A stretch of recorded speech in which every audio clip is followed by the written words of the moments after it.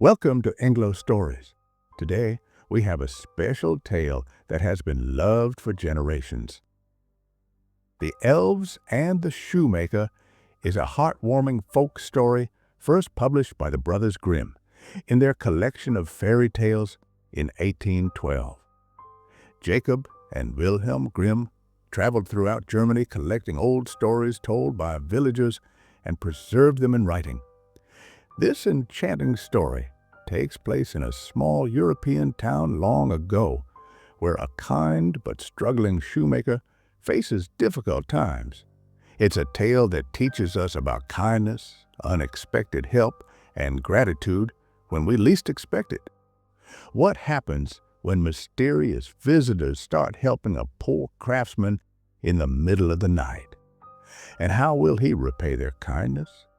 Join us as we discover this magical story about giving and receiving help in surprising ways. Now, let's begin our journey into the world of the shoemaker and his tiny helpers. In a small village surrounded by rolling hills and cobblestone streets, there lived a shoemaker and his wife. The shoemaker was an honest man who took great pride in his work. His fingers were skilled, and he could craft the most comfortable and beautiful shoes in the entire region. However, despite his talent, times had grown very difficult for the couple. Their small workshop stood on a narrow street with a single window displaying the few shoes they had left to sell. Inside, a workbench covered with tools sat near the fireplace that kept them warm during cold nights. Shelves that once held various leathers, threads, and ribbons now stood nearly empty. Each day, fewer customers entered their shop, and their savings had slowly disappeared. The economic troubles that affected the village had hit them particularly hard. Many villagers could no longer afford new shoes and instead repaired their old ones. One evening, as winter approached, the shoemaker sadly looked at his workbench. Only a single piece of leather remained, just enough to make one pair of shoes. With a heavy heart, he carefully cut the leather into the shapes needed for a fine pair of shoes. Too tired to finish his work that night, he neatly arranged the cut leather on his workbench. "We'll see what tomorrow brings," he told his wife as they went to bed, uncertain about their future. The shoemaker and his wife slept restlessly that night, worried about how they would survive after selling their final pair of shoes. Outside, the moon shone brightly, casting silver light through the workshop window as the village clock struck midnight. Suddenly, something magical happened. The workshop door quietly creaked open, though no human hand had touched it. Two tiny figures, no taller than teacups, tiptoed into the room. They were little elves with pointed ears and bright, twinkling eyes. Their small bodies were barely covered with tattered clothes, and their tiny feet were completely bare. The elves climbed onto the shoemaker's bench and examined the cut leather. They nodded to each other with excitement and immediately began to work. Their tiny fingers moved with incredible speed and skill. They stitched and hammered, pulled and shaped the leather with perfect precision. The elves worked in complete harmony, whispering and occasionally giggling as they created something wonderful from the simple materials. As the first light of dawn approached, the elves finished their work. On the bench sat the most beautiful pair of shoes the workshop had ever produced. The leather gleamed, the stitches were perfect, and the shape was exquisite. Satisfied with their creation, the elves hopped down from the bench. The elves danced a little jig of happiness and disappeared just as mysteriously as they had arrived. When the shoemaker and his wife entered the workshop that morning, they couldn't believe their eyes. "Who could have made these?" gasped the shoemaker, lifting the perfectly crafted shoes. "I only cut the leather last night." His wife touched the shoes with wonder. "This is the finest work I've ever seen. It's as if by magic." They placed the beautiful shoes in their shop window, and soon a wealthy merchant passed by. He was so impressed by the craftsmanship that he paid more than the usual price for them. With this money, the shoemaker bought leather for 2 more pairs of shoes. That evening, he cut the leather carefully and once again left it on his workbench before going to bed. And once again, during the night, the elves returned to work their magic. By morning, 2 pairs of exquisite shoes sat ready to be sold. This pattern continued night after night. The shoemaker would prepare the materials in the evening, and by morning, beautifully finished shoes would be waiting. Each pair sold quickly and for good prices.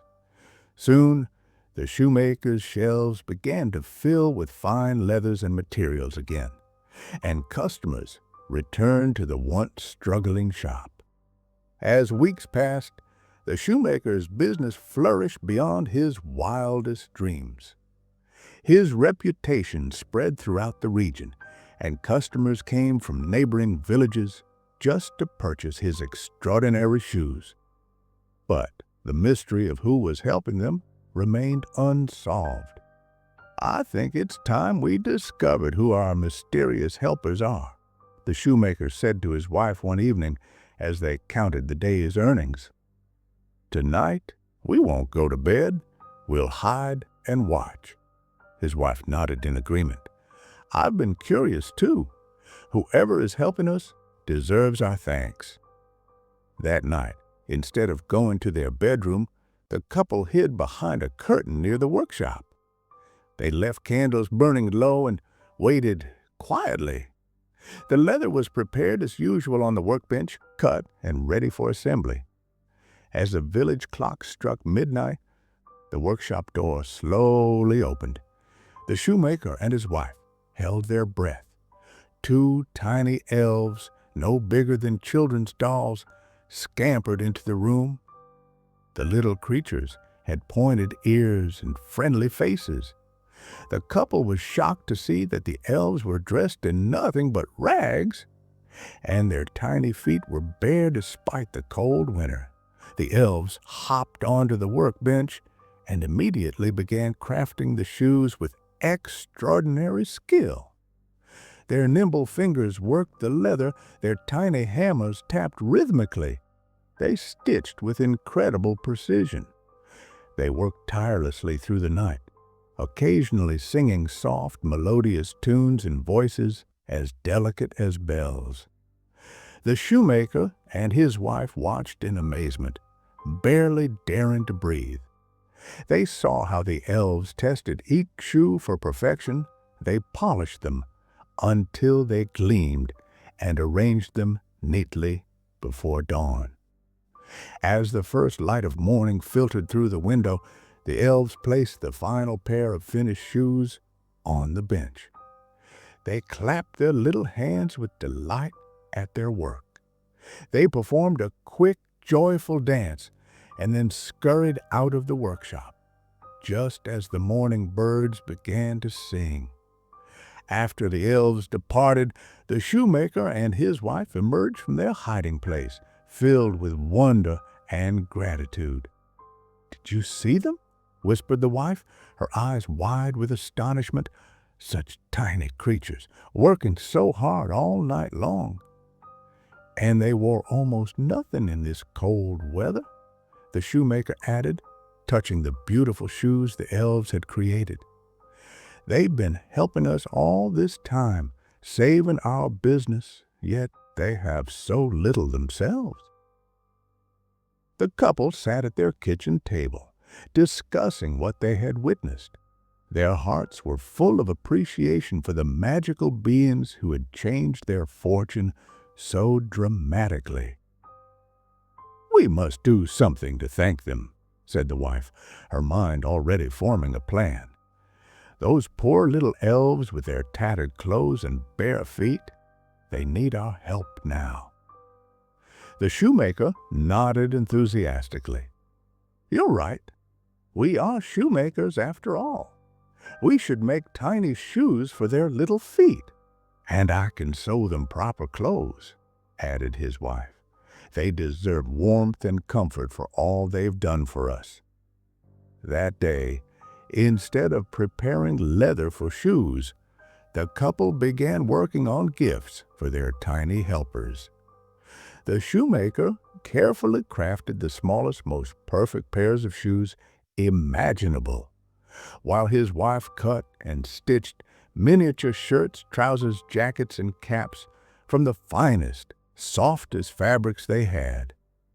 When everything was ready, they arranged the tiny clothes and shoes on the workbench. Each outfit was complete, from the little caps with bells to the miniature shoes with silver buckles. Then they hid once more to watch what would happen. At midnight, the elves arrived as usual, jumping onto the bench ready to work. But when they saw the tiny clothes and shoes made especially for them, they stood still in amazement.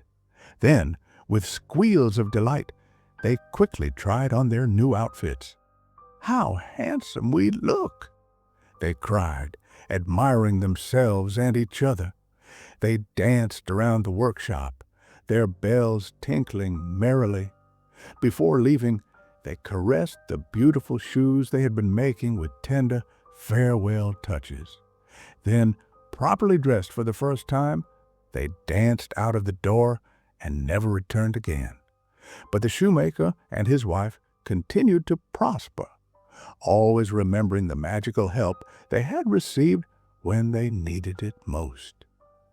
The story of the elves and the shoemaker teaches us several important lessons. First, it shows us that kindness often returns to us in unexpected ways. The honest shoemaker never gave up, and his dedication was rewarded through magical assistance. Second, we learn about gratitude. When the shoemaker and his wife discovered who was helping them, they didn't simply accept the gift. They found a way to give back and help the elves in return. Finally, this tale reminds us that sometimes the best way to thank someone for their help is not just with words, but with actions that show we truly appreciate what they've done for us. Did you enjoy this story about kindness and gratitude? If so, please give this video a thumbs up and share it with friends who are also learning English. We'd love to hear your thoughts in the comments below. Perhaps you can tell us about a time when someone helped you unexpectedly. Follow EngloStories as we upload a story daily so that you can look forward to our next video. Together, we'll improve your English while enjoying beautiful stories from around the world.